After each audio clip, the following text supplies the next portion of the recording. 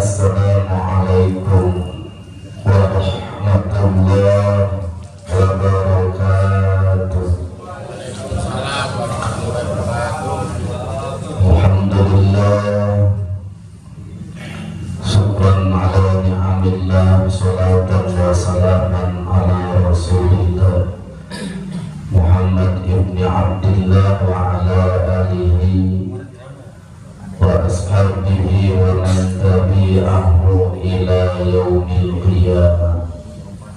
Amma ba'du, faqala ta'ala yarfa'illahu alladhina amanu minkum walladhina utul ilma darajat.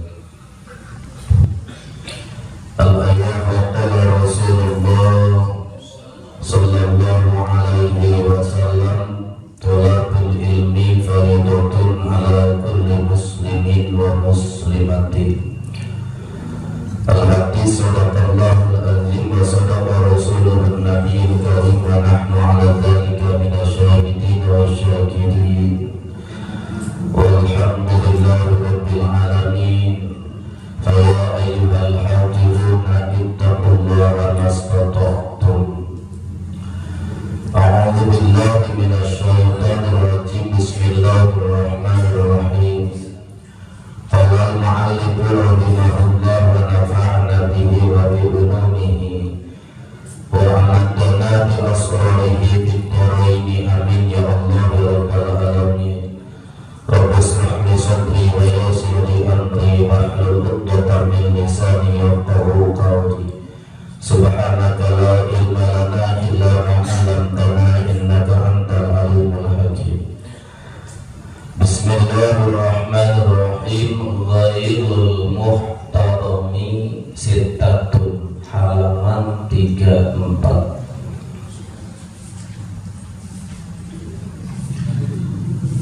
Ghairul muhtarami sittatun,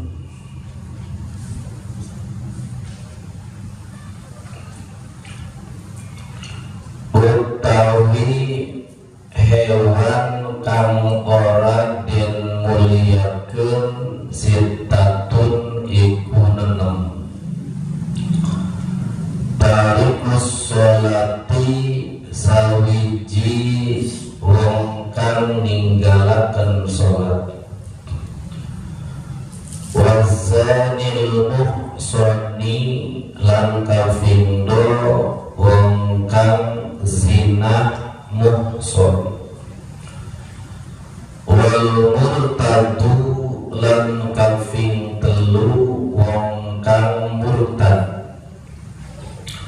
Wal kafirul harabi, lan kafing papat wong kang kafir kang merani, kafir harabi. Wal kalbul aquru, lan kafing 5 asu kang galak.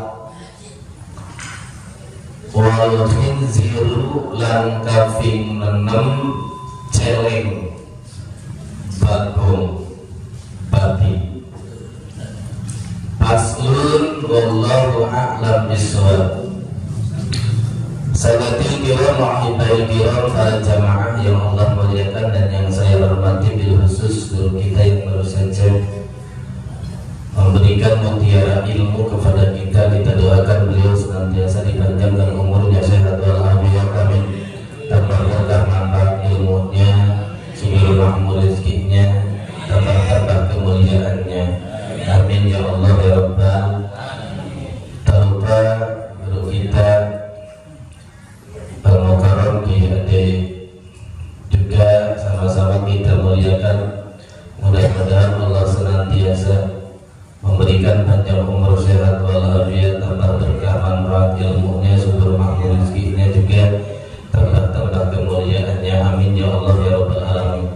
Segenap para kesepuhan dan juga bini sepuh, para jamaah kaum muda, para bapak, lupa juga seluruh jamaah muslimin Nurul Jannah yang tak dapat saya sebut satu persatu, habisin satu persatunya, mohon maaf sama-sama. Allah muliakan, mudah-mudahan kita senantiasa selalu ada dalam taufik hidayahnya Allah Subhanahu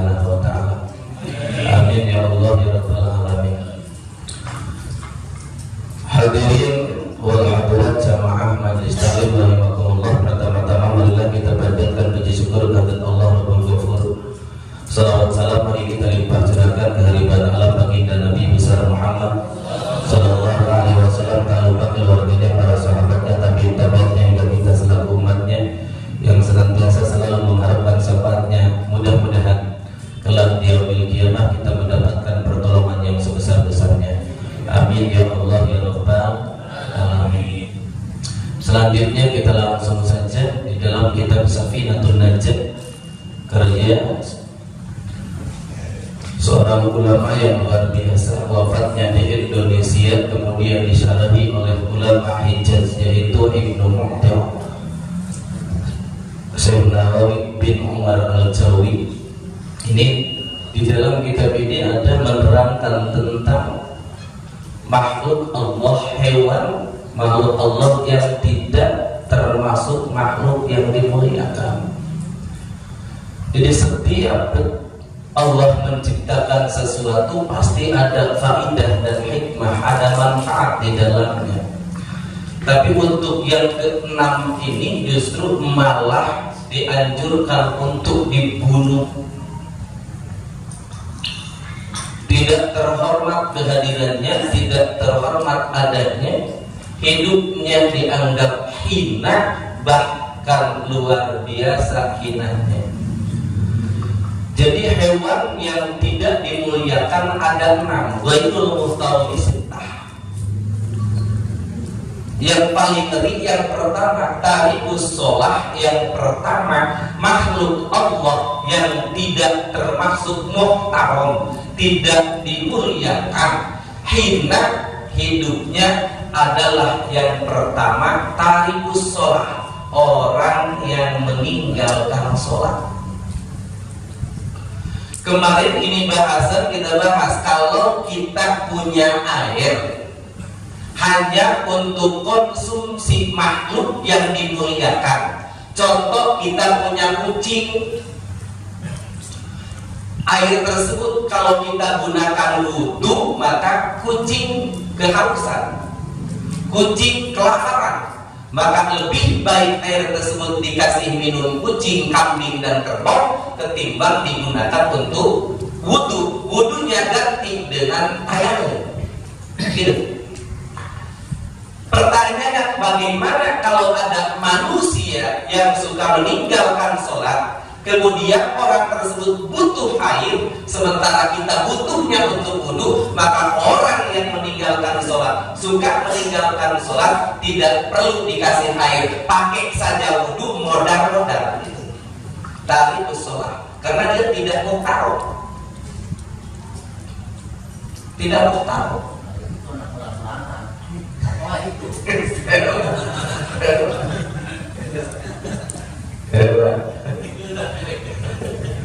Takut bersolat. Kita membahas kemarin tentang masalah asbab tayamum, kan ini berangkatnya daripada sabab-sabab tayamum. Fakidul ma'i. Wakil bihajibilahi asih hayawanin muhtar punya air tapi butuh untuk mencukupi konsumsi hewan yang dimuliakan. Salah satunya. Maka ada hewan yang tidak dimuliakan. Siapa? Ada 6 golongan. Yang pertama adalah taribus sholah, orang yang suka meninggalkan sholat. Maka ini hukumnya wajib. Wala yahrumu qatluhu. Yang 6 golongan ini tidak haram dibunuhnya, tidak haram dibunuh, maka tidak ada tanggung jawab khusus.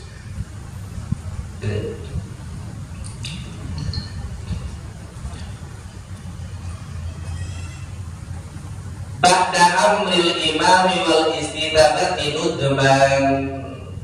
Tapi orang yang meninggalkan sholatnya setelah pemerintah setempat memerintahkan untuk tobat dan melaksanakan sholat. Contoh, dohor nggak sholat, sampai asar pun nggak sholat, diperintah oleh pemerintah setempat untuk melaksanakan sholat, RT, RW, kelurahan, atau kalau merujuk ke Departemen Agama, Menteri Agama, ke bawahnya yang KUA, kantor urusan agama, ketua KUA.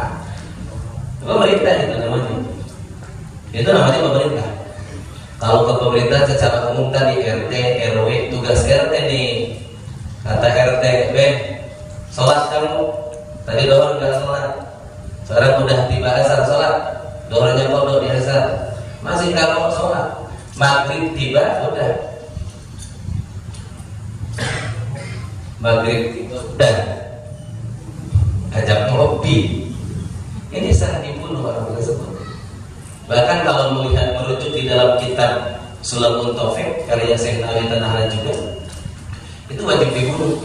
Wajib dibunuh, wajib dibunuh. Karena percuma hidupnya juga serahkan umat yang lainnya. Ikut menurunkan wabah, ikut menurunkan madorat terhadap umat yang lainnya. Orang yang tidak meninggal, orang yang suka meninggalkan sholat, ikut menurunkan wabah, ikut mau memberikan madorat terhadap orang, maka wajib dibunuh.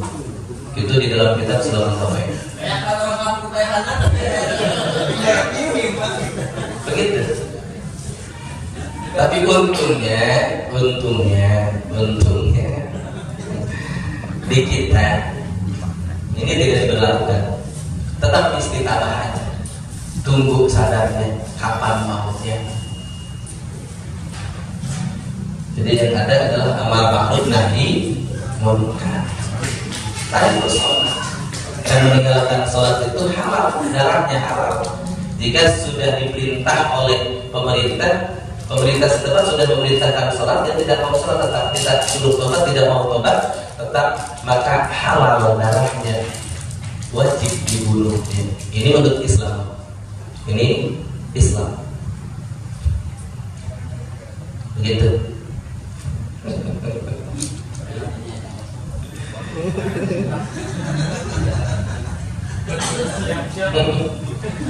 Tapi ada dua versi. Jadi ada yang mewajibkan memerintahkan tobat, ada juga sunnah memerintahkan tobat. Bagi pendapat yang sunnah memerintahkan tobatnya, ketika dibunuh oleh siapapun itu layak, tidak ada ganti rugi, tidak ada ganti rugi. Dia teman-teman tidak ada ganti rugi, artinya orang yang membunuhnya tidak kena sanksi hukum, cuma hanya dosa kalau memang belum diperintahkan oleh pemerintah. Jadi yang punya wewenang membunuhnya adalah pemerintah. Masyarakat sembarang masyarakat. Maka kembali lagi ke hukum, kita membahas tentang masalah kebutuhan air tadi. Suatu saat nanti kita punya air hanya sedikit, untuk konsumsi kita cukup, untuk konsumsi keluarga kita cukup. Andaikan dipakai wudhu sama kita, karena kita punya cadangan air untuk konsumsi cukup. Tapi kalau ada tetangga kita, atau ada kambing tetangga kita, ada kerbau tetangga kita, ada ayam tetangga kita, atau kerbau, ayam, kambing, atau orang tetangga kita yang membutuhkan, lebih baik air tersebut dikasih untuk minum ketimbang digunakan hadus atau wudhu dan hadusnya diganti dengan tangan. Tapi kalau orangnya tetangga kita, saudara kita, orang yang suka meninggalkan sholat, maka itu termasuk ghair muhtaram. Tidak mesti air tersebut kita bagi dengan tetangga kita, cukup pakai wudhu saja karena mereka ghair muhtaram. Udah kehausan begitu. Kemudian yang kedua, termasuk hewan yang tidak dimuliakan oleh agama, wazanil muhsoni. Yang kedua adalah zanil muhson, orang yang zina muhson. Zina muhson itu ada 4 syaratnya. Termasuk kategori zina muhson adalah 4 syaratnya. Pertama, orangnya sudah balik. Yang kedua, berakal, bukan orang gila. Yang ketiga, merdeka, bukan huriyah, bukan sifat hamba sahaya. Yang ketiga, yang keempat, dia pernah melaksanakan senggama yang sah, pernah melaksanakan jimat yang sah di dalam akad nikah. Orang yang pernah melaksanakan nikah, gitu. Maka kalau pemuda dan perawan yang belum melaksanakan akad nikah, kemudian zina, itu bukan zina muhson namanya. Yang zina muhson itu tadi syaratnya ada 4 kategori zina muhson itu: orang yang berakal, balik, berakal, kemudian merdeka bukan hamba sahaya. Yang keempat, pernah melaksanakan jima di dalam sebuah akad nikah yang sah. Itu namanya jinah muhson. Maka orang yang jinah muhson yang tadi memenuhi syarat 4 tadi, maka tidak termasuk muhtarom. Itu termasuk goer muhtarom, termasuk orang yang tidak dimuliakan oleh agama, oleh Allah dan Rasulnya, halal dagingnya. Bahkan hukuman bagi orang zina muhson adalah dilempar pakai batu yang cukup kepala tangan, kemudian dilempar sepotong tubuhnya dari dada sampai kepala, sepotong lagi dipendam sampai mati. Namanya apa? Ranjang.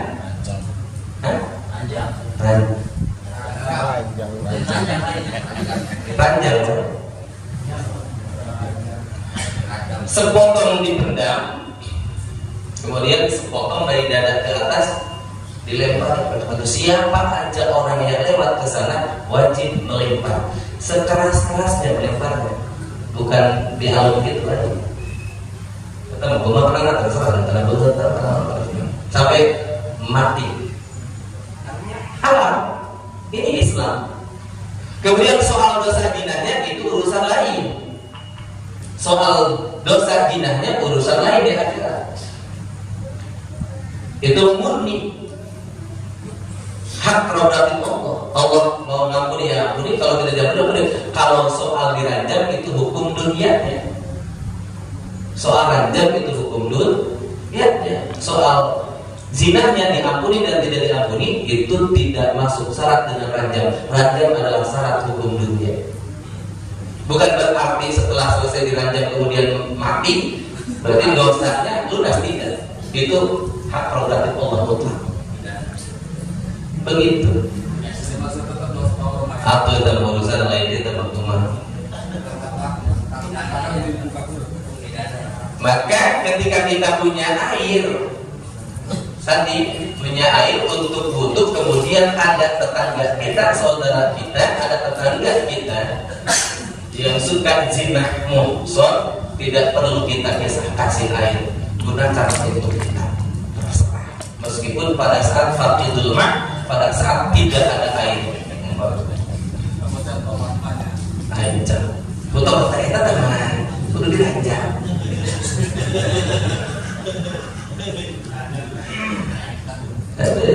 Ya Allah. Soal tobat kepada Allah itu soal urusan pribadinya dengan Allah. Soal ranjam adalah kewajiban pemerintah, kewajiban negara. Kenapa sampai demikian keras itu hukum? Karena hukumnya wajib menjaga keturunan, kehormatan, menjaga agama.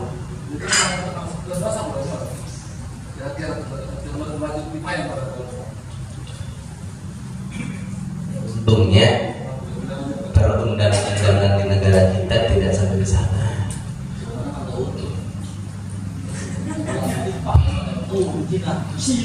Ya, gitu.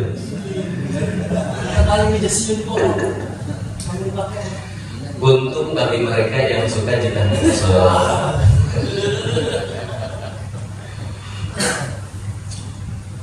Begitu. Ya Bapak. Bagi mereka yang jinak muhson untung, karena negara kita negara Pancasila ngambil jalur tengah. Itu pun hasil keputusan para ulama, bukan ulama kacang-kacangan, tapi ulama kacang isian. Jadi udah kita sami'na wa ata'na saja. Anut aja. Kemudian yang ketiga, termasuk ghair muhtaram makhluk Allah yang tidak dimuliakan, wal murtadu, orang yang murtad. Orang murtad itu orang yang memeluk agama Islam kemudian keluar daripada Islam, itu namanya murtad. Maka orang tersebut tidak dimuliakan oleh agama. tidak dimuliakan oleh syariat, tidak dimuliakan oleh Allah dan Rasulnya. Halal dagingnya jika setelah diperintah untuk tobat kembali ke Islam, kemudian dia tetap tidak mau kembali ke Islam, maka halal darahnya, artinya boleh dibunuh. Bahkan di dalam kitab Surah Mutaffif wajib, tetap hukumnya wajib dibunuh. Dia penyakit. Penyakit. Dalam Surah Mutaffif ada yajibu dalam Surah Mutaffif. Itu masalah hukumnya kan gitu ya. Kita menisbah dinatu oleh kemarin.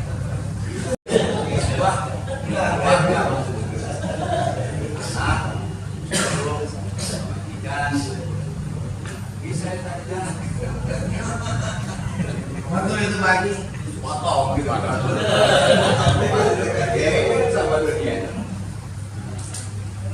Tapi ada apa ya? Hukum itu tidak pakem sampai ke sana. Jadi ada, ini bisa digunakan walaupun kalau kita mampu ya laksanakan hukum seperti apa adanya hukum. Kalau tidak mampu minimal dengan ucapan. Kalau tidak mampu dengan ucapan pun, maka hati kita meskipun ada pun hati kita tidak ridho dengan talibu sholat, dengan zalil muhsol, dengan murtad, pokoknya tidak ridho. Minimal lah bisa mampu. Paling dilihat itu adalah melaksanakan hukum dengan syariat agama. Kalau dia harus dibunuh ya dibunuh, itu paling dilihat. Tapi kalau tidak mampu sampai ke sana, maka kita terus-terusan dakwah. Kalau dia murtad terus jangan bosan dakwah, ajak kembali di Islam. Gitu. Hari saya itu masih pending ya. Hukum itu masih pending jadi saya dapat. Kemudian maka contoh konkretnya begini, karena ini berkaitan dengan air. Kita punya air untuk konsumsi kita cukup, ada sisa air untuk wudhu, boleh untuk digunakan wudhu untuk kita. Tapi ada tetangga kita yang sesama muslim butuh air juga untuk konsumsi, maka wajib hukumnya kita berbagi air, wudhunya ganti dengan tayamum, ablusnya ganti dengan tayamum gitu. Tapi kalau tetangga kita bahkan keluarga kita murtad, maka air tersebut boleh kita gunakan wudhu. Jangan dikasih wudhu. Jangan dikasih. Kita bermodal.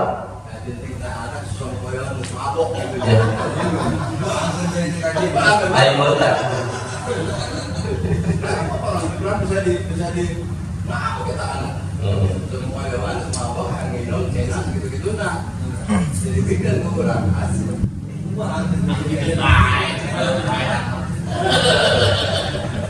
Ini kalau tetangga karena ada hasil jar tadi, kita harus berbagi dengan tetangga. Tetangga boleh apa?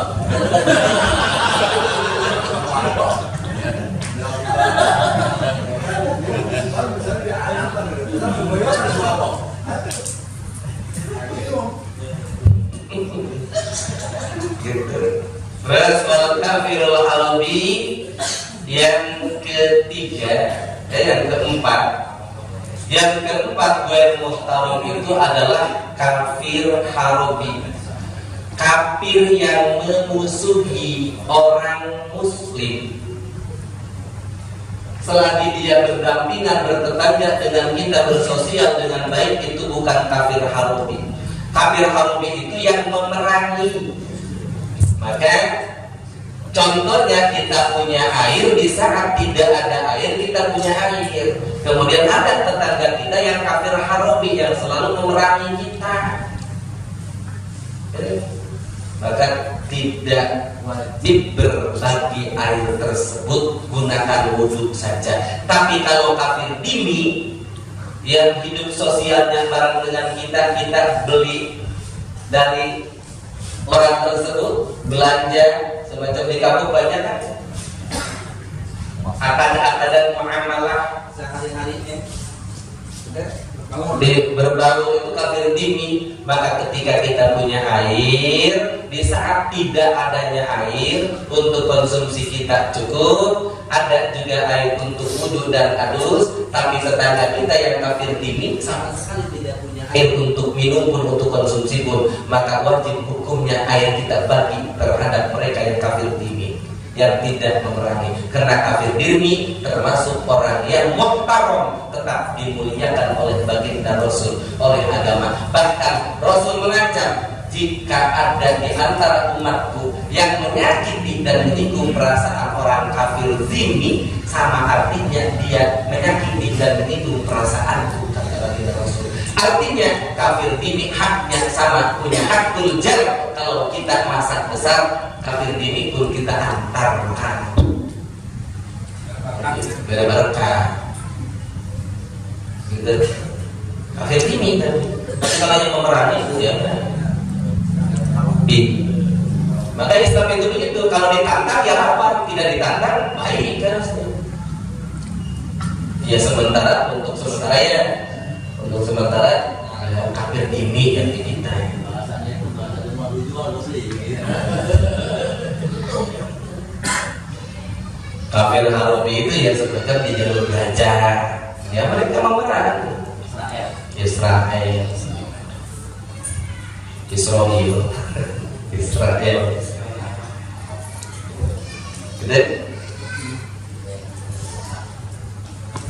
Jadi tidak ada baik-baiknya dengan orang muslim sama sekali.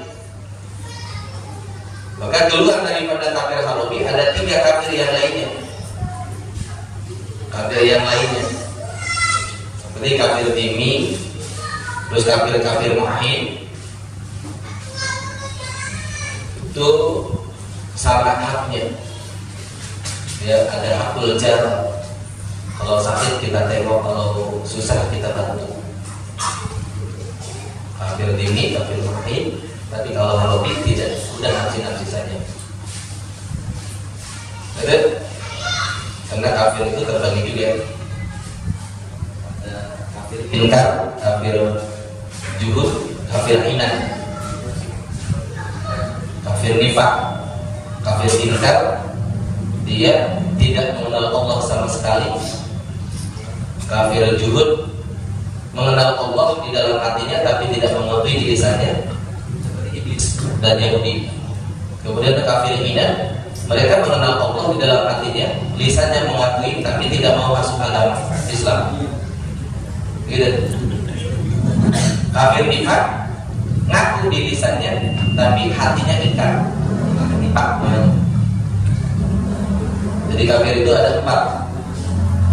Kafir munafik, kafir nifak, kafir munafik itu ngaku lisannya.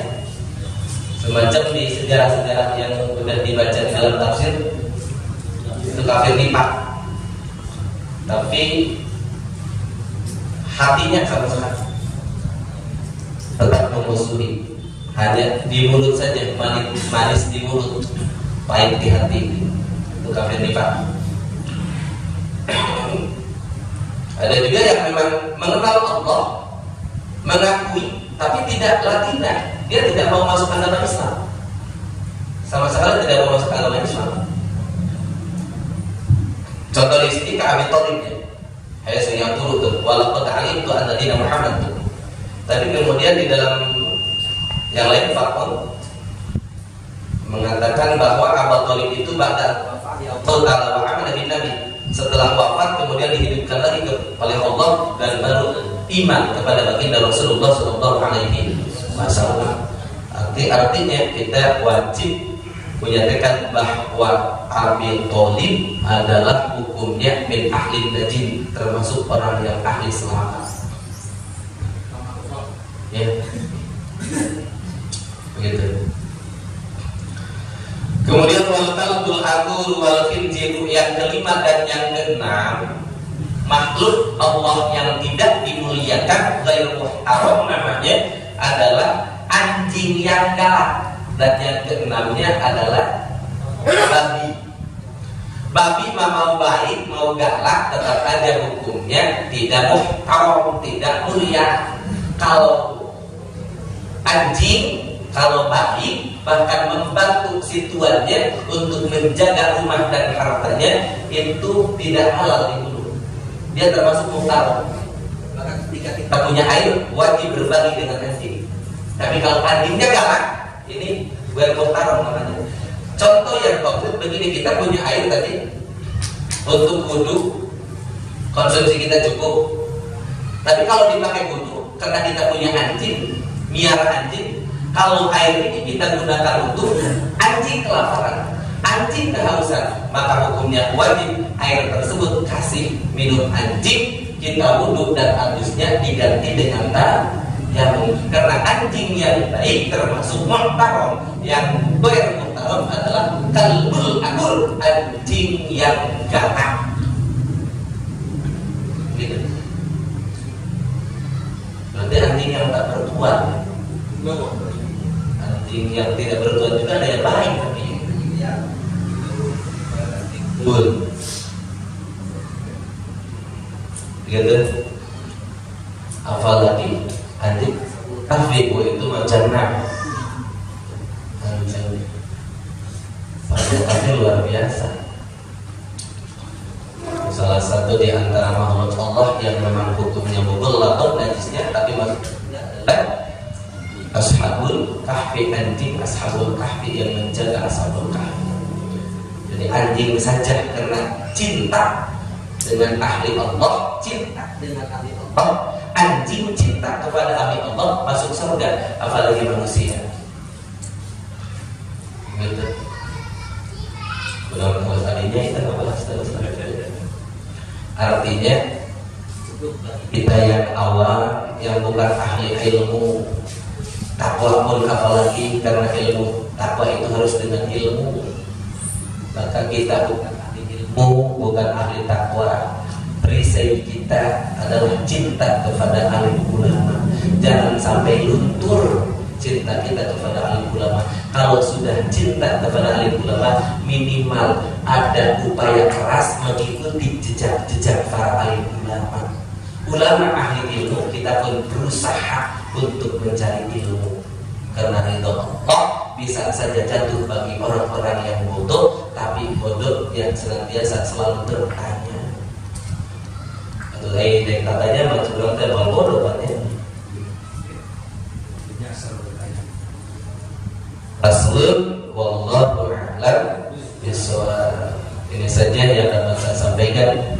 Mudah-mudahan ada manfaatnya, khusus bagi saya, umumnya bagi dia semua. Titik berat lagi bahwa jelas selamatnya kita di dunia dan akhirat asal dasar cinta. Maka agama ini adalah mengajarkan cinta. Agama ini mengajarkan cinta. Orang cintanya besar terhadap agama, maka perhatiannya pun akan besar terhadap agama. Kalau cintanya kecil, perhatian terhadap agamanya pun akan kecil. Artinya tidak peduli. Maka mari peduli kita tingkatkan